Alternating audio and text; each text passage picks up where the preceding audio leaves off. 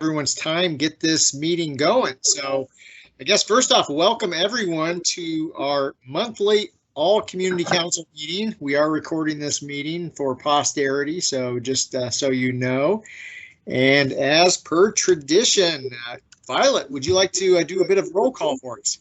Yep, you bet. We have myself, Violet Plummer, Chet Krauser, Chris Lounsbury, Cindy Farr, Commissioner Strohmeyer, Emmy Bristow, Jake Fuller, Commissioner Slotnick, Tom Tucker, Emily Herndon, Lee Bridges, and MCAT. Did I miss anybody? Okay, back to you, Dave. Okay, thanks, Violet, and hopefully we'll get a few other folks joining us as we move along here.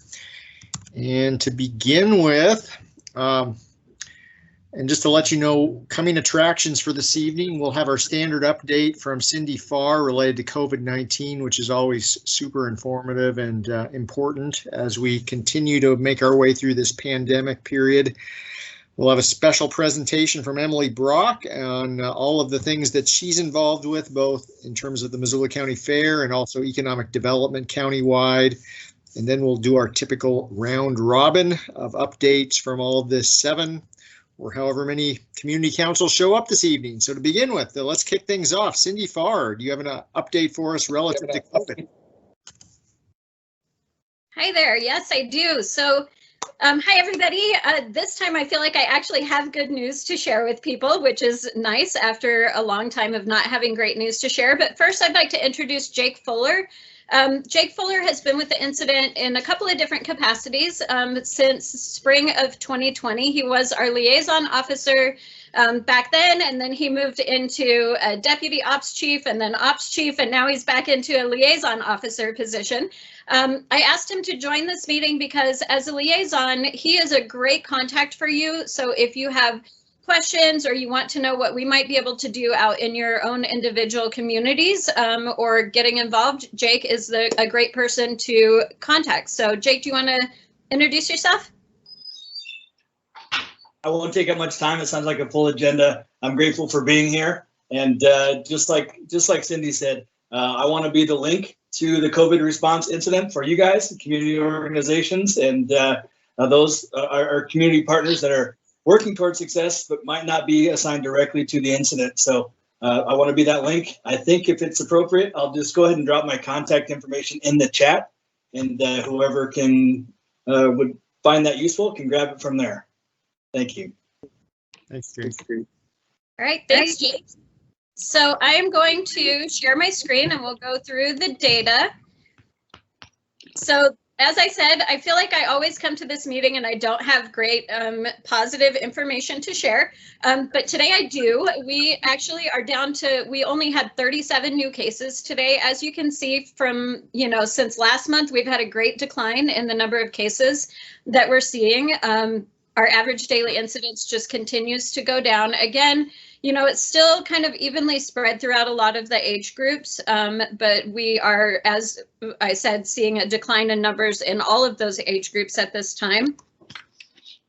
Now our daily average new cases per 100,000 people in the past 7 days is down to 34. I think it was somewhere around 100 the last time we met. So I'm really glad to see that. Our positivity, 7-day positivity rate is also declining. We were hovering around almost 15% positivity rate for a while there, and now we're starting to drop back down. So that's great.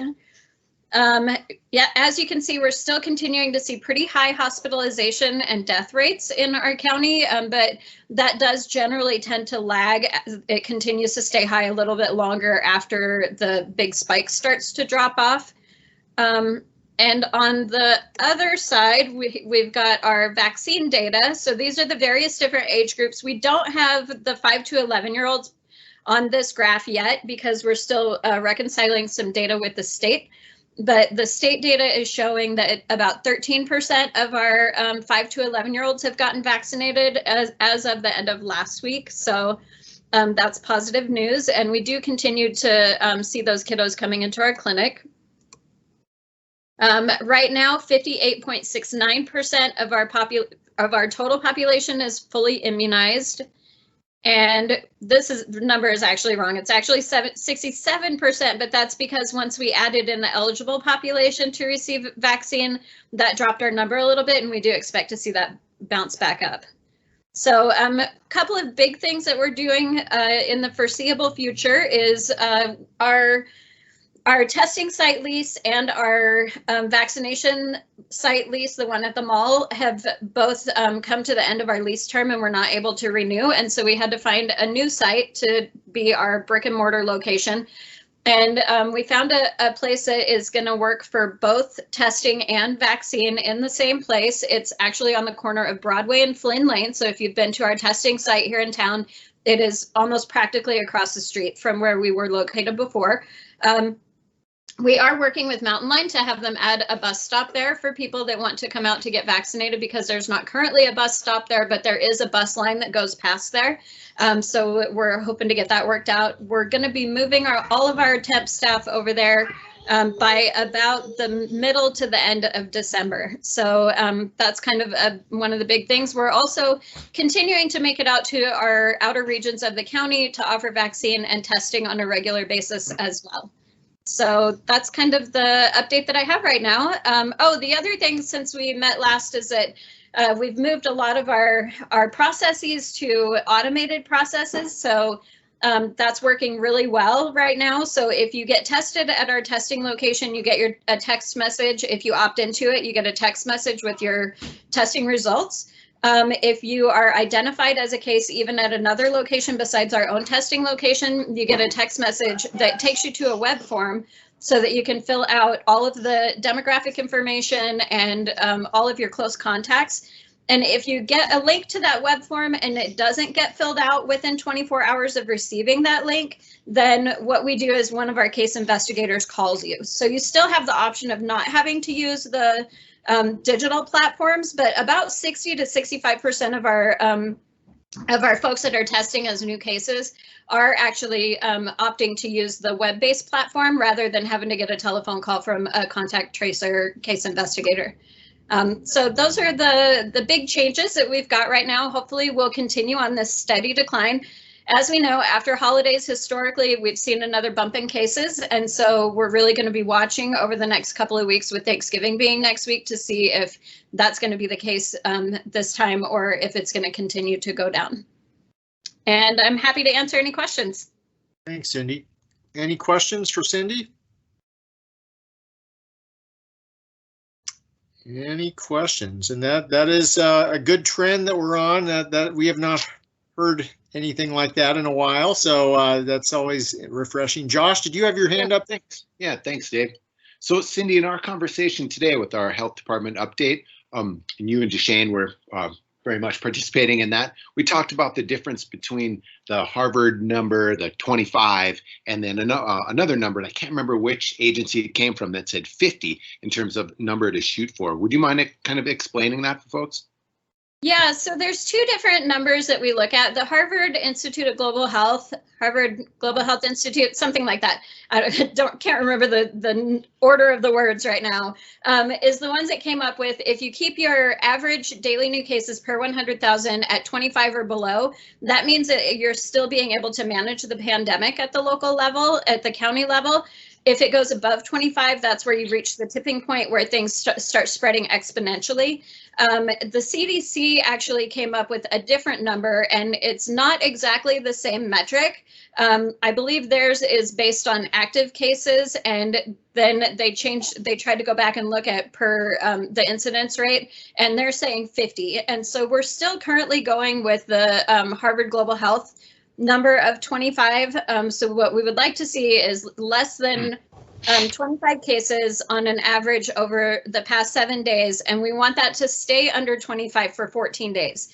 And at that point, we know that we're beyond the incubation period and the number is low enough. But Deshane and I are always looking at those metrics to determine if there's a better metric out there. The flaw with the Harvard Global Health metric is that it came out pre-vaccine, and so I think that right now they're re-examining why they picked those metrics in a post-vaccination world, and we will make adjustments as more information comes out about that.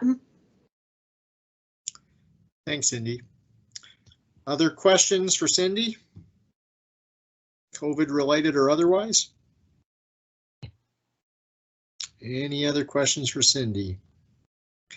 Well, I did have the opportunity to take, or my wife actually took our daughter to the testing facility yesterday. She was not well. Thankfully, her test came back negative, but just a shout out to all of your folks, Cindy, at the health department who are helping with testing, among other things. It was a great experience and very easy to work through it. So thank you. Thanks for that. I will definitely pass along that to the testing team. All right. Last chance. Any questions for Cindy? One last thing to add, and then I can grab Bert's question, is that we are starting to see influenza in Montana. We right now have no influenza cases in Missoula County, but we are seeing it up in Flathead. And so we know that that means it's only a matter of time before we're going to have it here. So the recommendation that we have is that if you get a COVID test and it comes back negative, but you're still having all of those symptoms, it's really important to go ahead and get tested for influenza as well.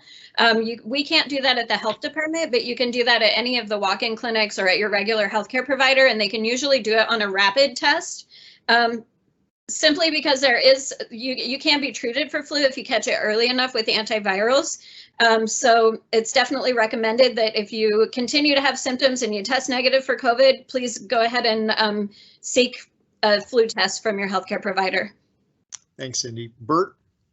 Yeah, I just wanted to say I went and got my booster about a week ago, and everything worked perfectly smooth, just like it did before. It was at Lucky's, and it was a walk-in, show your card, walk through, get stuck with a needle, sit down for 10 minutes and read a book, and walk out.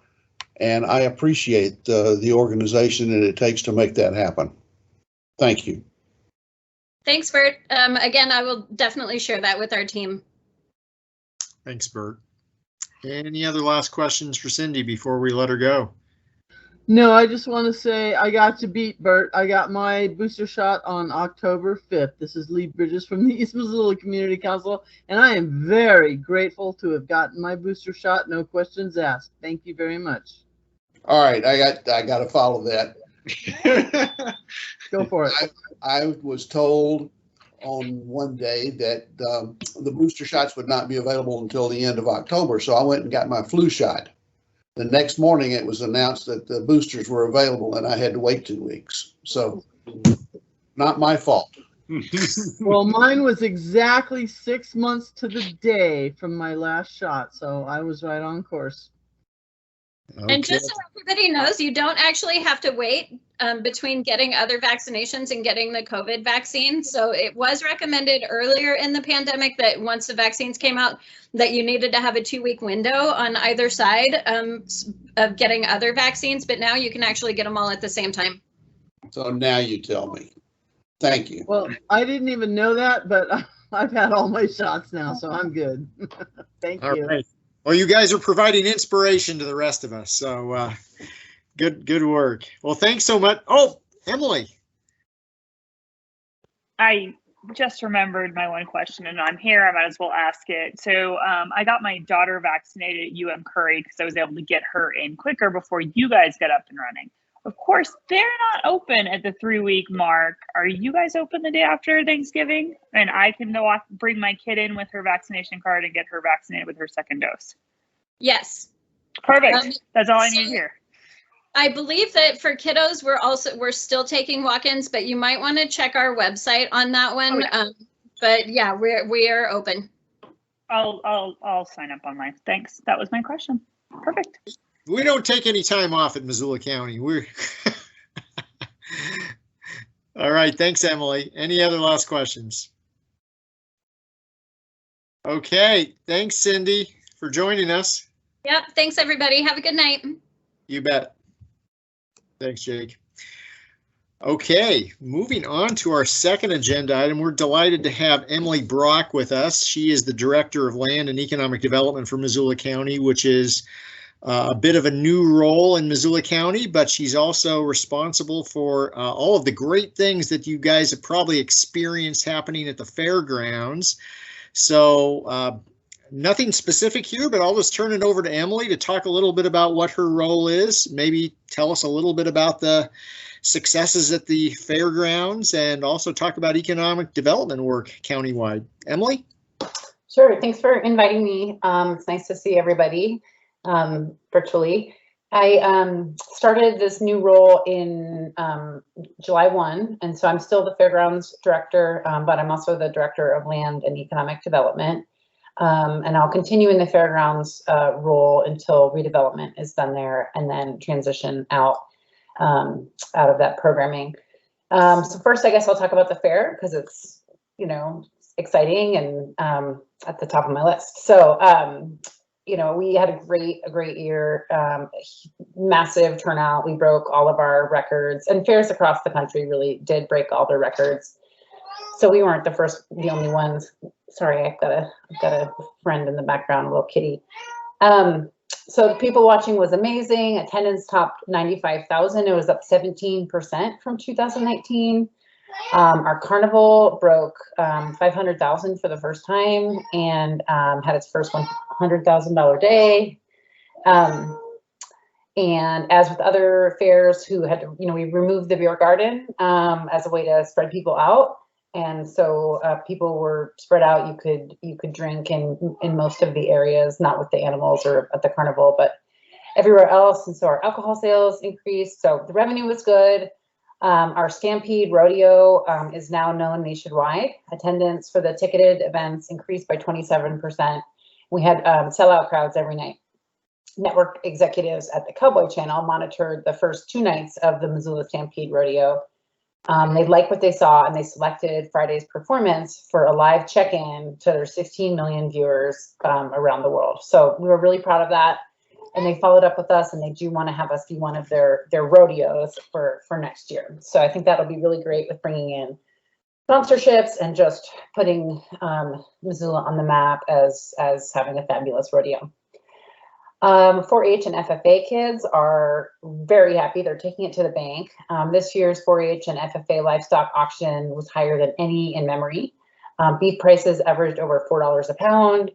Hogs over $7 a pound, lambs over $9, and goats over $11, which is good.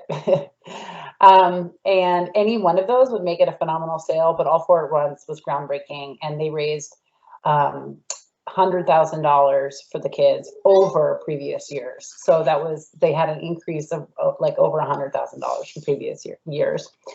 So it's pretty exciting stuff for the fair this year. I think what really made it so special, like I said, we can't really take credit for everybody coming out, but we feel like we delivered when people were there. We had new concessions, a new historic plaza, a new rodeo announcer, a new layout, just, you know, and we were really proud of what we delivered. We had labor issues, just like everybody. Our team had to work really hard, and they pulled it off, and we got really good feedback. You know, everything was being troubleshooted because it was the first time anything was being used. Everyone was moved around, and just the volunteers and our staff and the fairgoers had a really, really good attitude. And you know, it was our maiden voyage, and we feel really proud of how it went. So kudos to the team. And so I will talk about kind of my other role. Do you guys should we just stop maybe and take some questions on fair? Sure. Yeah, Bert. Just one quick question. With the change in the alcohol, did you have any alcohol related incidents? No, not, I mean, there's always like a few things, but there was no MIPs, no, you know, nothing of note. Different. Yeah. Okay, thanks. Other questions, comments related to the fair? Well, I thought it was great. It was, I think I mentioned it to you, Emily. There have been plenty of years in the past where I couldn't give a full-throated invitation to folks out of town to come on and into town and participate in the fair. And this was not one of those years. It's a fantastic facility, and just the energy and excitement there this summer, it was palpable, I thought. It was a great fair, and it looks so nice out there. It's really looks great. Emily, would you mind telling everybody about some of the next pieces of redevelopment, the buildings under construction?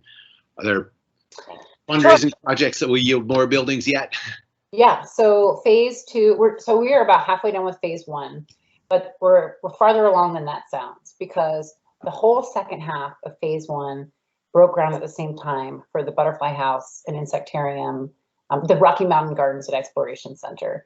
And that is going to house the Weed District, the county extension offices, the conservation district, and a new butterfly house and insectarium, which is the first of its kind in Montana. And so that project broke ground. It is under construction, full steam ahead. We have an 18-month timeline for that. Obviously, in this climate, things are really weird with supply chain and labor, but we haven't had any major issues so far, so fingers crossed.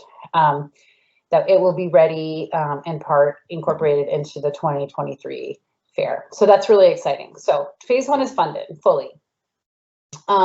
Phase 2 is going to be focused on our agricultural heritage as it pertains to 4-H and FFA and the rodeo. And so we are building a new livestock and equestrian center and a new arena and grandstands.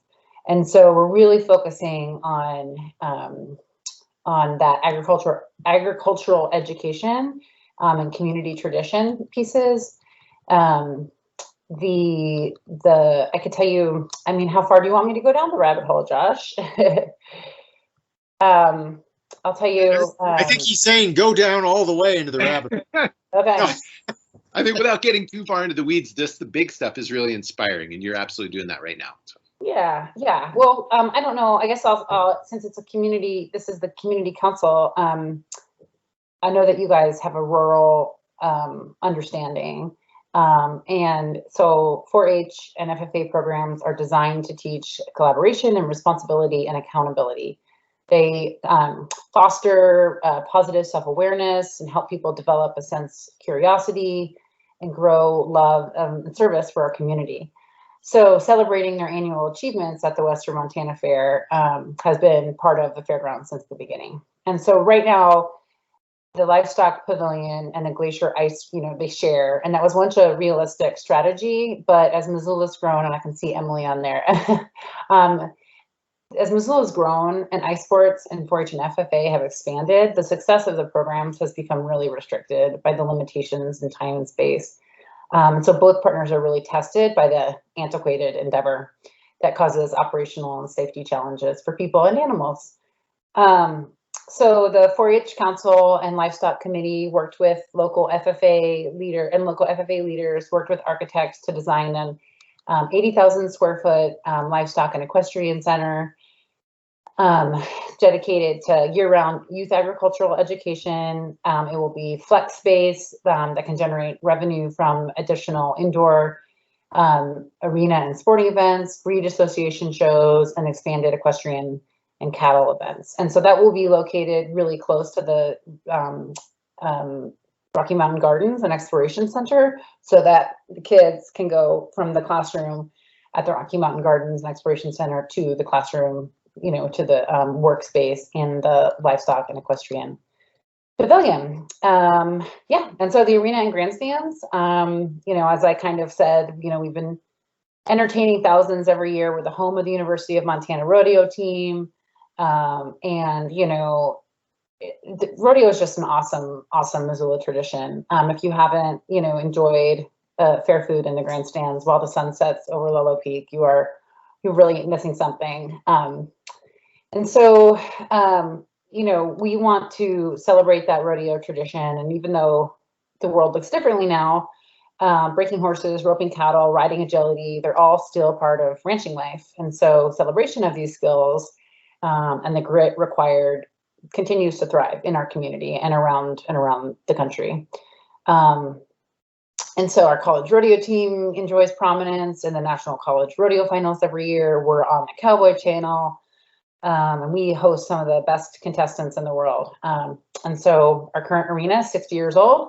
It is well beyond its useful life for contestants, stock, and spectators. And the Warren facilities are really limiting the number of uses that we can have a year and our operational flexibility. So the new arena will be will be the same size as the current one. We feel like we're in the sweet spot there, and 2,500 spectators.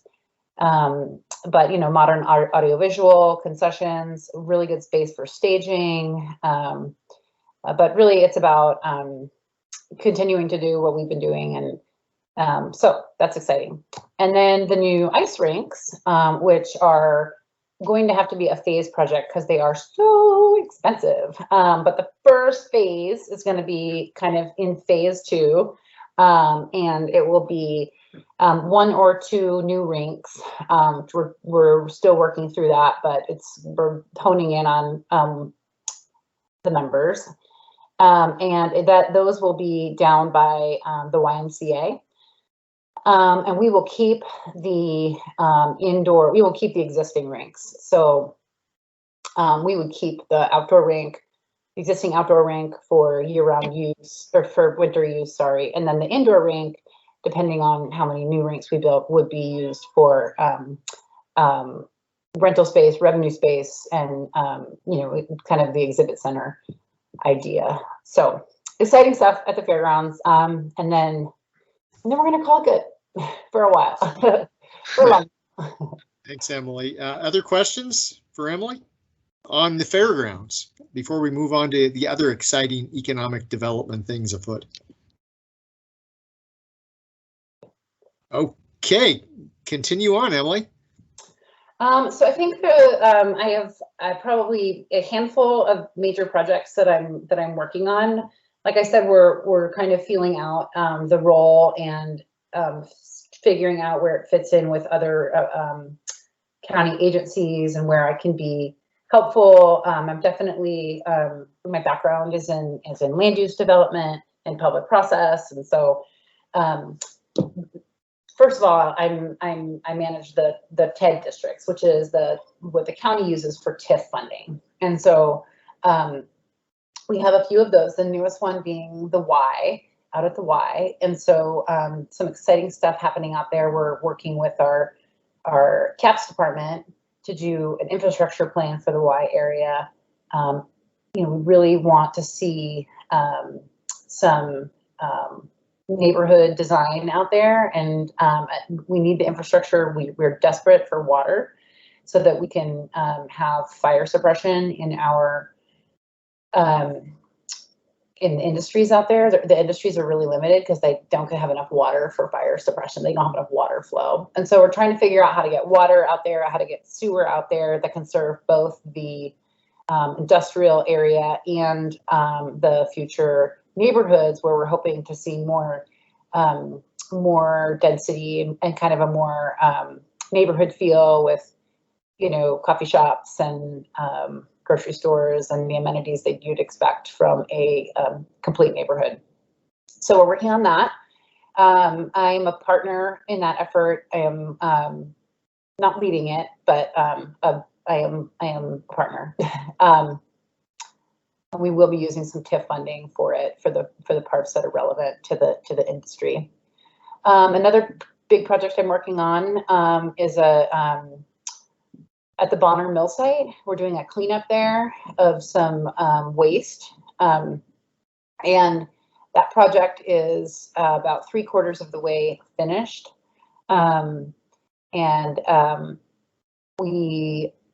Most of the waste is just going to the landfill, but it's kind of an interesting project because we got to the bottom of the pile. We didn't have access to this pile of waste until project started, and then it was DEQ that had access. And once we got to the bottom of the pile, we thought it would be like just a slab, and it turns out it's like all these really funny railroad ties, and there's like 61 holes that are 18 inches deep and like 6 inches wide. And so they have to be vacuumed out and like hand chiseled, all this waste. And so it's the scope of the project has obviously gotten bigger because the labor, that's just really labor intensive. And it's interesting. We have no idea what the use was, but we have all kinds of theories. We have some land that's kind of a holdover in the technology district. So the technology district is very closely associated with the former development park by the airport. It's just the last little piece there that's still a TIF district. It was kind of created at the same time. It was really created for DirecTV to take advantage of some tax credits and some favorable loans at the state. And so we're working on re-upping AT&T's lease there, and that will be coming through in which is AT&T DirecTV. They are not sure which entity that they are going to be, but we're working through that. And there's also some other land that's being, that's in a buy-sell out there with a group called Shadowcast, who was going to do a production stage, but unfortunately the state legislature didn't come through in the way they had hoped for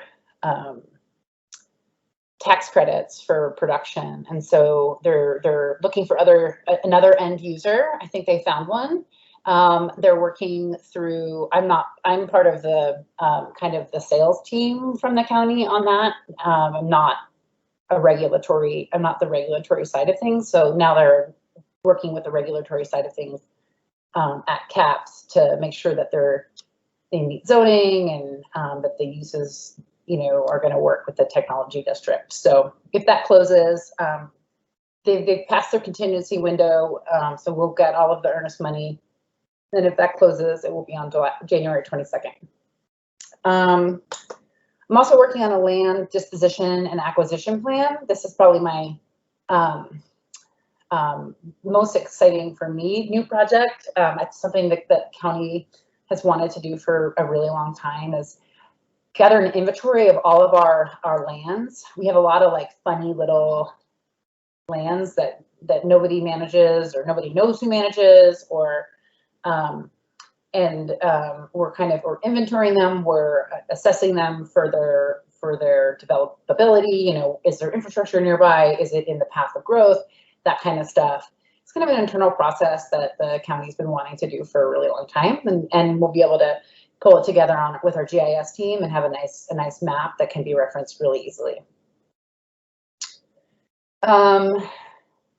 My favorite project actually has more to do with the fairgrounds, and it's the Midtown Master Plan. So it's a city project, but I'm on the Midtown Association board, and so I'm chairing this project for the Midtown Master Plan, which we are going to do a holistic plan for Midtown, and that really kind of embraces the community.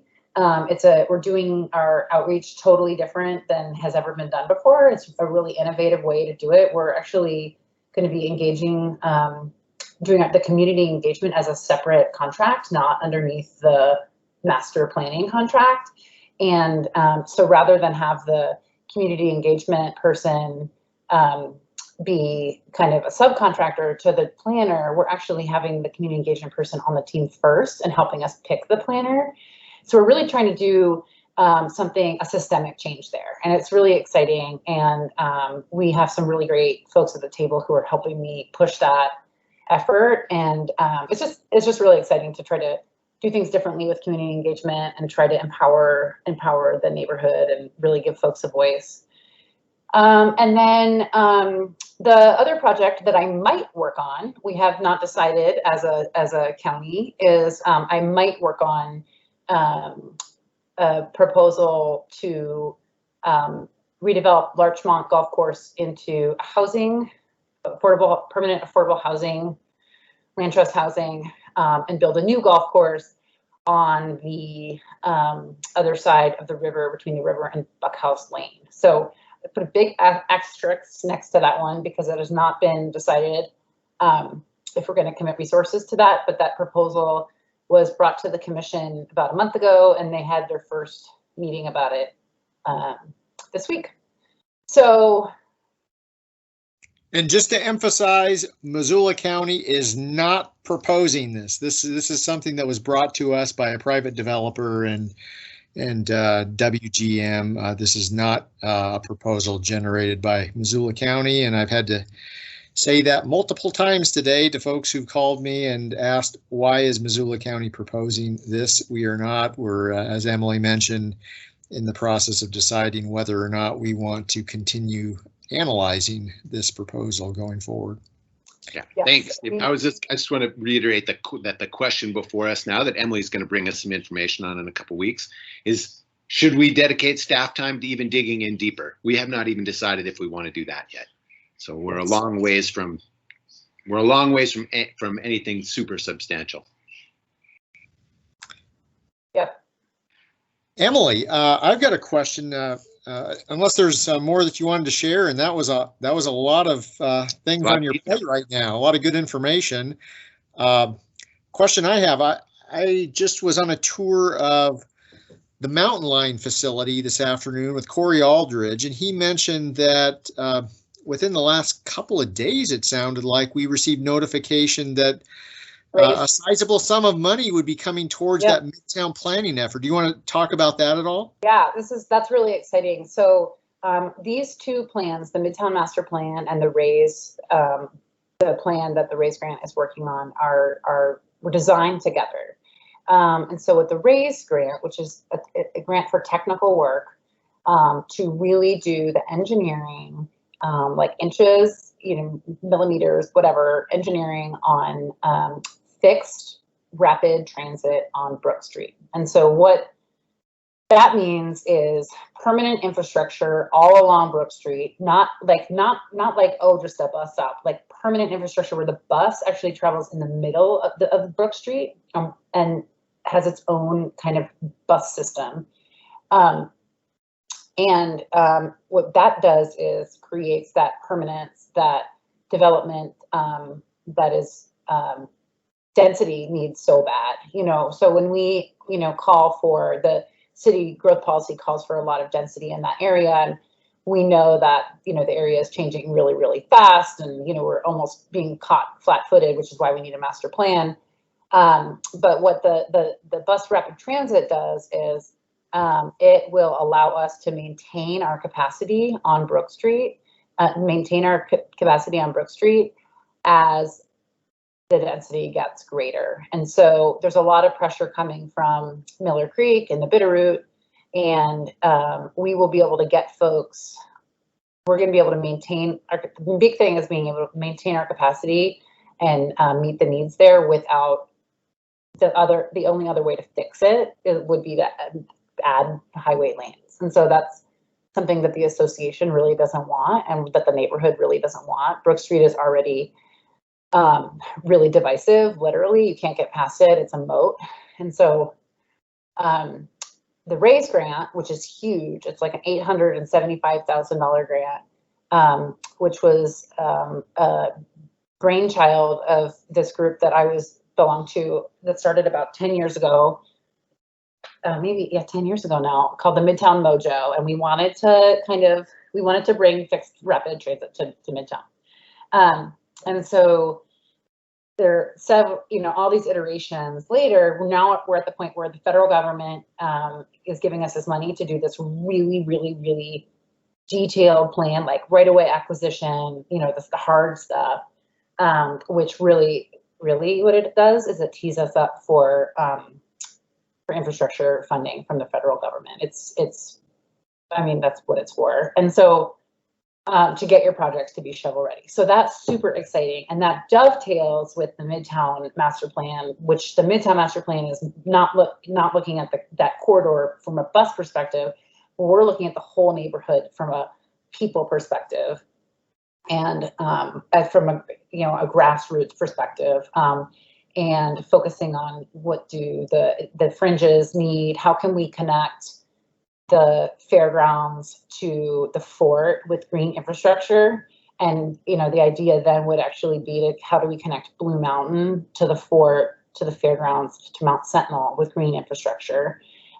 So we have all these, you know, connections going the other way, you know, and the RAISE grant really focuses on Brooks, but this will focus on those east-west connections. And of course, the process is the product in the sense that we feel like there's a lot of energy in Midtown, and just bringing people to the table together will be the placemaking. And the fairgrounds is going to host those activities, the charrettes and the planning efforts. So we're excited about that. Thanks, Emily. Any questions for Emily from the group? Yes, Tom. So Emily, I'm up in the Sealy Lake Hi, Tom. area. I heard you say you're going to like re-inventory all these little parcels of land. And we have an improved park on Double R Lolo National Forest land called Drew Creek Park. Would that be part of your inventory? I don't know. I haven't started the project yet, so I can't even answer like what's included in it.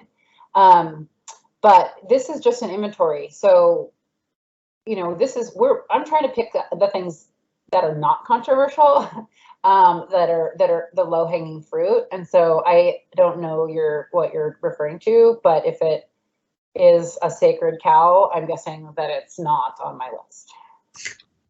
Okay, thanks. It may fall into the sacred cow category, or at least it's a point of contention whether it's in that category or not. So more to come, Tom, on which lands will be a part of the overall inventory process. Let's see, Bert and then Emily. Yeah, real quick. I thought we did a lands inventory, you know, an open lands or available lands inventory about 6 or 7 years ago. Are you going to build on that, Emily, or are you even aware that we had one? I'm aware that we had it. It's out of date and it doesn't look for the things that I'm looking for in terms of developability. Okay, I figured it would be out of date. I was just curious if you had knowledge of it. So that's all. Thanks, Bert. Emily? I just want to say you were really busy and nice work, and the fairgrounds is gorgeous, and the improvements down there have been beautiful. And yeah, just keep up the good work. And your kids are gorgeous too, by the way. The littles are getting big. That's all. Nice work. Thanks, Emily. On that note, I'm going to go. Yes, positive feedback is always appreciated. So thanks. Other questions, comments from folks for Emily? Okay. Well, thanks so much, Emily, for joining us, and you're always welcome to come back if you have updates. I'm gonna go join the Mayhaw board meeting now. So. Oh my gosh. They're amazing though. They have the most beautiful bylaws now. Yeah, it's a new day. Go Mayhaw. Emily's happy. Yeah, they let me in on some of the board members let me in on some of what they're doing just for some feedback, and I was like, oh, good, that's what they need. Yeah, it's the modernization of Mayhaw. And kicking the pants. Folks who are not familiar with the acronym, what does Mayhaw stand for? Missoula Area Youth Hockey Association, but actually they manage the rink, Glacier Ice Rink. There we go. Ice. Yeah. Okay, bye-bye. Thanks, Emily. Good luck tonight. You bet. Okay, and also keeping with tradition, Violet, would you like to walk us through of the community councils present, who is here, and give folks an opportunity to provide updates on their community councils? Yeah, definitely. I'll just kind of go council by council. I think we have 4 representing on the call today.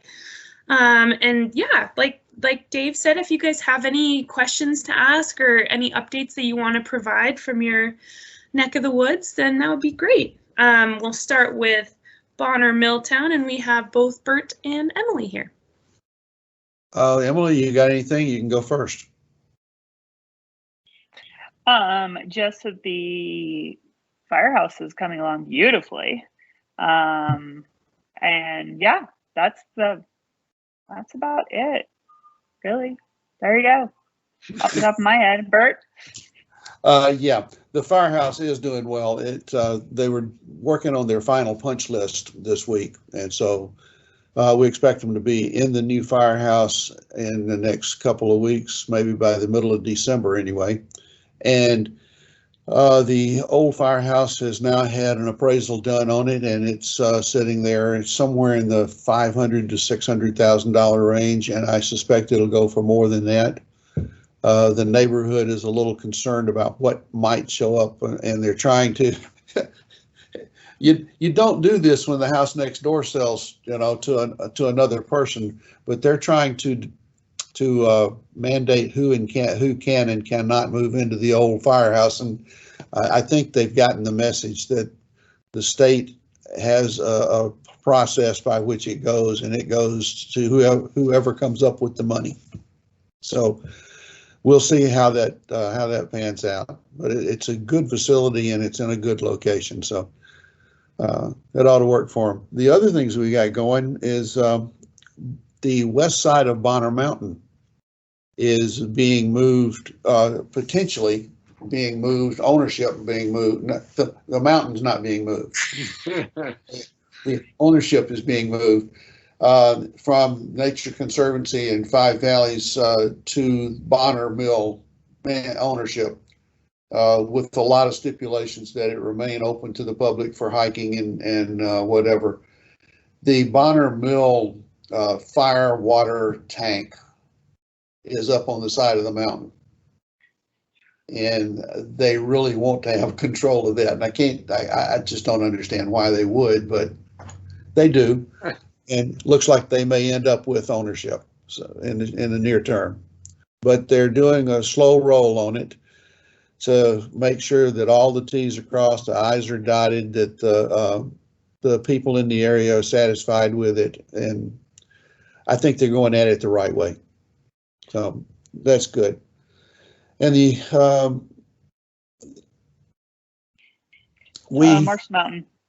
Yeah, and then two of us from the board or from the Bonner Council took a ride with Colin Woodrow from Mountain Line, and we went through every stop that's on the maps but doesn't exist, or is not on the maps and does exist, and where the new planned stops are, and had nice long conversation with Colin, representing Mountain Line.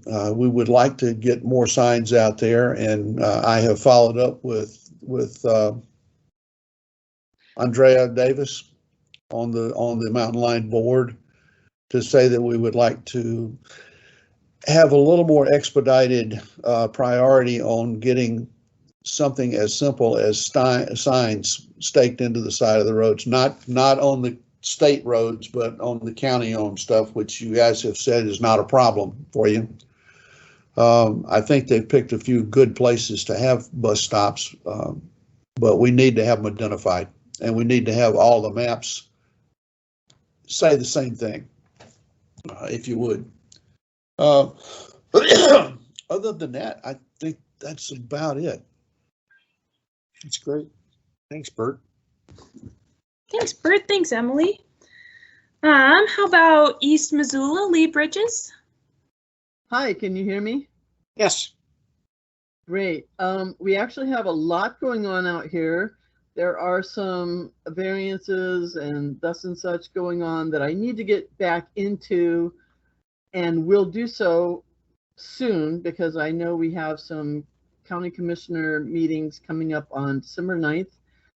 But in the meantime, I've been really busy on a different issue, and I'm all excited to tell you about it, but you're not going to hear about it until next month when I No, It's under wraps. It's under wraps until it passes through. I can't tell you. So you'll hear about it next month, and I will be really excited to tell you all about it, but I can't go there now. Can't wait to hear Jeez. about it. Leaving us hanging. Oh Okay. my God. Oh my God. It's the most exciting news I've had in a very, very, very long time. And I've got to wait till next month to tell you all about it. But in the meantime, I will be getting back on track and getting some comments written out to everybody on some variances and such that we have going on in our community. And that is all I have to report from the East Missoula Community Council. Thank you very much. Okay. Thanks, Lee. Thanks, Lee. How about Sealy Lake, Tom Browder?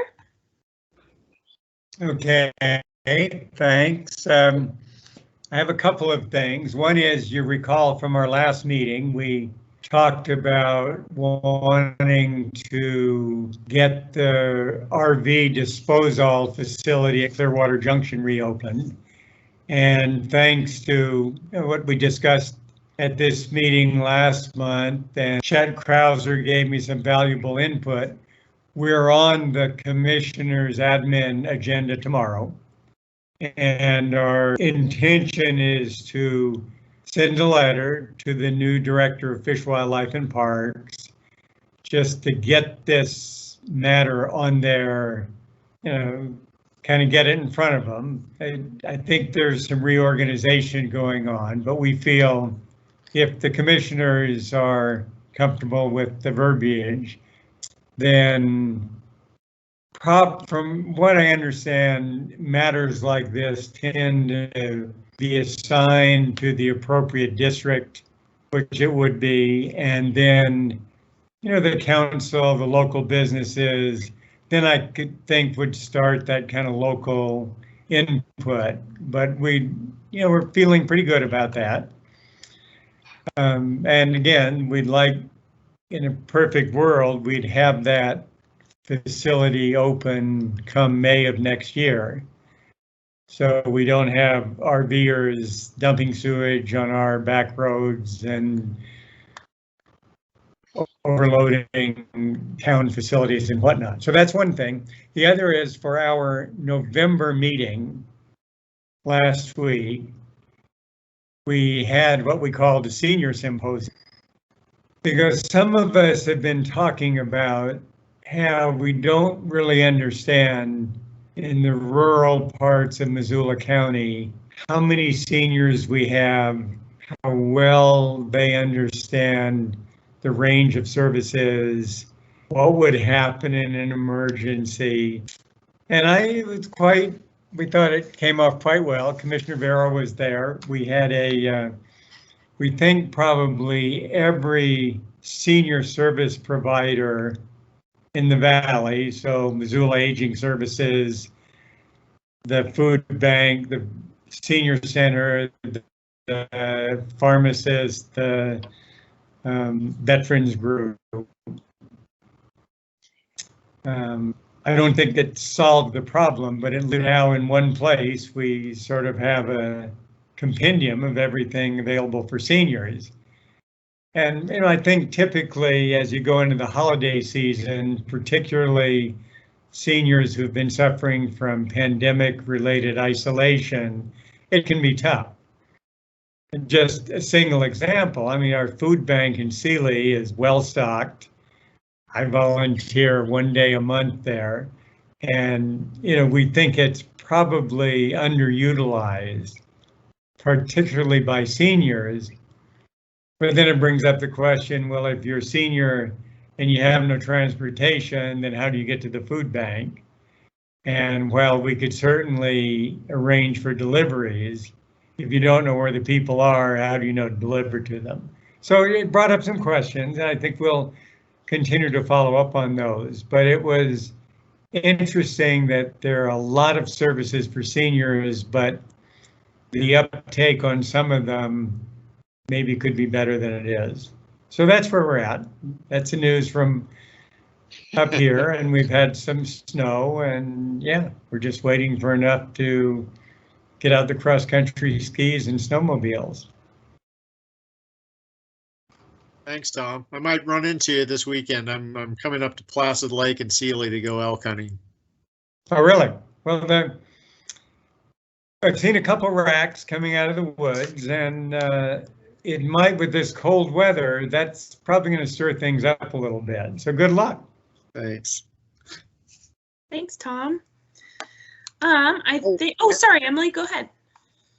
Actually, hey, Tom, just a thought process, and one of my most helpful things as a healthcare provider working out in Sanders County, and I work with lots of seniors as a physical therapist. And one of the really most helpful thing is, because I have a lot of access to people that come into my facility, they don't know what the resources are, but sometimes they're always amazed when I'm like, well, here's a number for Council on Aging. They're like, what? They can help me with that? So like, I maybe one of the easiest suggestions is, I know you guys have some critical care clinics up there that provide services. Thanks for the crown, kid. Like one of the simplest things we have in Sanders County is like a informational guide for providers that I hand every one of my new staff that say, hey, when patients have these problems, here's some helpful numbers: Council on Aging, food, stuff like that. And then I've had that in my clinic to like literally scan and copy and hand over to a patient when they need those numbers. So that way, that's another touch point in the community. Just a thought process. You know, that's a good idea, because as we were putting this together, we realized the Seeley Lake Community Foundation has an online guide for seniors. But it's a 25-page PDF file, so you have to be able to get to it, download it. And then when we were looking at it, of course, there were a few things that were outdated. So yeah, but I think it's a great idea. You know, I hadn't thought about, I think one of the good things, sort of unplanned, but related to what you're talking about, is since we had the 9 or 10, let's call them support providers all together, they realized that, oh, you do XYZ, we could do that too. And people didn't realize that the pharmacist in town could help people with open enrollment and this and that. So yeah, but I like the idea of a provider's guide, because typically our providers are going to be a little more tech savvy. We could put it on a website someplace, and yeah, that's a good idea. I like that. Bert? One of the things that gets to me is that tons and tons of information are available, guides and things for seniors and that sort of thing. It's making the fact that they are available known to people. You know, something's online, nobody knows it's there. So how do you get that information out? And I don't know. It's just a question. Well, and that was my point, is sometimes I sometimes is the access point, because I've been working in that county for 13 years and know, like, oh, these are the services that are available. And so maybe it's getting those other people that have contact with those people that know how to get that information to them, and not just on the internet, because, I don't know how your internet services are out there in Seeley, but they can probably be at times spotty or even not accessible for some people. And Tom, I just want to throw something out here. Not too long ago, when there seemed to be a lot of energy around in the United States on how do we get the word out to unvaccinated people that they could get vaccinated, one of the key pieces was to have healthcare providers deliver information because of the trust they have with the folks they interact with. And I'm just guessing, Emily, that the people you interact with probably trust you quite a bit. And when you hand them some information, they might respond to it differently than if they saw it posted to the wall outside the grocery store or something. So engaging with healthcare providers could really get you a leg up on getting seniors to actually make use of some of these services, not just build their awareness that they're there. Yeah, I think you're exactly right, Josh, because I think what came out of this meeting is that the health center, the pharmacist, and the senior center, there's kind of a synergy there, because people are eating lunch and, playing hearts and pinochle at the senior center. They're getting their prescriptions filled at the pharmacist. and then they go to the health center. So that's right. I mean, and you might see it at the post office or Corey's or Ribero's or the Claw, but different people, I think, truth givers or whatever that word is from somebody's book somewhere, they live in different places for different people. For sure. Healthcare occupies a really revered position, especially for seniors. And the people like Emily occupy a position of trust and authority. That's how I think of Emily. Excellent points. Although, Josh, if you were knocking on someone's door with information, it would be snapped up immediately, I'm sure. Violet, if I'm not mistaken, do we have one more community council represented here tonight? We do, yep, and it is West Valley. I think Tom is calling in on the phone. So, Tom, you might have to hit *6 to unmute yourself. But if you have any updates or questions. Don't have any. Yeah, go ahead, Tom. And it was lightly attended. Did talk about the bike path that we needed to go from the end of King Ranch out to Rule Creek underpass. And that was basically about it. Next month, we're going to have the DOT out. And, you know, we got a few questions there we need to get some clarification on. So other than that, that's it. Thanks, Tom. Thank you. Well, I think that's all the community councils who are represented here tonight. There's a couple that are missing, so their loss, unfortunately. But I guess at this point, from Missoula County staff or Josh, anything else folks want to add into the mix here this evening? And I'm just going to say a thanks to everybody for giving us a little bit of your evening. Yeah, for sure, as always. And Bert? One other thing is on the Larchmont Golf Course. Having trouble, got my tongue over my eye teeth and can't see what I'm saying. So I would suggest, I know you guys didn't start this whole conversation and all, but I would suggest really slow rolling that. There's an awful lot of people, not just golfers, that are concerned with what goes on in that area.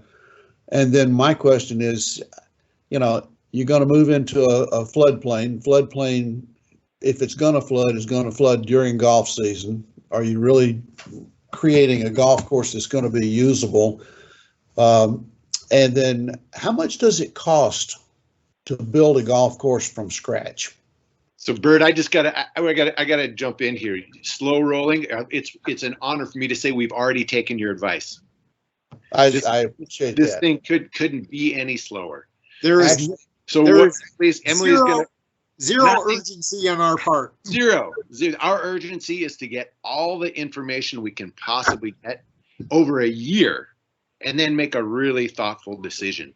All the stuff you're talking about, floodplain, about impact to neighbors, about how the change would affect everyone involved, the dollars, all that's going to, if we decide, when Emily's going to come back in a couple weeks and let us know how much time and money she thinks it's going to take to really dig into this. And if those are reasonable amounts, we most likely will do it. If it looks like even that's too big, there's a chance we might not do it. If we do take her up on this, the developers are going to have to play their role. And this whole thing will be a year of digging information and getting community input before anything that even looks like a decision is going to happen. So slow roll is the absolute name of the game here, and uncovering every rock to figure out all of the details and what this would mean for every facet of the change, from building a golf course to building housing. Honestly, I felt an obligation to say it, but I had been told earlier today that you already were slow rolling it. I just wanted to double check that. Yeah, we understand as conduits from, especially even a remote place like Sealy, to the commissioners. This already, what the article is a couple days old, and I've had a few folks in Sealy, golfers obviously, who said this can't be true. So yeah, I would say from up our way, yes, we have a golf course, but its season is truncated compared to Larchmont. it was a shock. And we have the affordable housing problem too. Tom, what's true? We just got to nip it in the bud again. What's true is some developers approached us with a huge, giant idea with hundreds of millions of dollars attached to it. That's all that is true so far. And we had no control over that. Oh, we know that, yeah. Yeah, but, you know, people react to these things and, yeah. And for what it's worth, I'm a fair weather golfer. I'm not a serious golfer, and I've never played Larchmont. So. Oh, it's a great course. It is hard now that the Dave, trees have grown up. You should fill in the gaps here. All right. Anything else? Thanks, guys. I appreciate you guys showing up every month. No, our pleasure. We hope these are helpful and informative meetings. Thumbs up from Emily. Thank you. Anything else from anyone? Thank you. I appreciate it. This is Lee from East Missoula, and I love these. So I'm glad we're still doing them. Well, thanks. Even though all you do is come here and tease us with information that we have no idea what you're talking about, but next month, you'll know. Next month. Okay. Bring a drink. I'll be drinking. Bring a drink. Tom, if any of the golfers in Sealy want to hear more about our slowness and thoroughness, and please, they're welcome to reach out. Okay. Well, thanks a lot. That's good info. Yeah. Thanks, Tom. Just wishing everyone a very happy and healthy Thanksgiving, and we will catch you all in the month of December. Same back to you. Okay. Good night. Thanks, everyone. Goodbye.